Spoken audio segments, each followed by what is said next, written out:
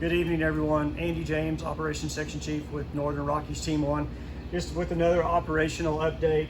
If everybody remembers, the fire got lined up in Ashley Creek yesterday, made a big push back up to the northwest, and then also got established here in the upper end of Ashley Creek. We got in today, have done a lot of reconnaissance, a lot of assessment. We have continued to fly aircraft starting at about 11 o'clock this morning and had those folks in there working nonstop just to keep all these areas that have crossed the creek, keep those in check and keep those at bay. And what we've talked about before is we don't want the fire to get established in the base of the slope and then make big runs up towards the east side. A couple reasons why. One, that's going to do significant resource damage to the watershed, and two, we've talked about the potential to throw spots way out in advance, and then we're going to have to come over back to the east and northeast and figure out where we're going to try to pick this up.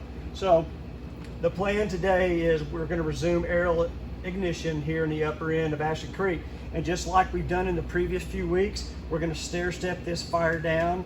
We'll come down the ridge above Ashley Creek this evening and let that back in, and then over the course of the next 2 to 3 days, we're just slowly going to bring fire down the entire length of Ashley Creek and let the resources there at the base of the slope be able to receive that.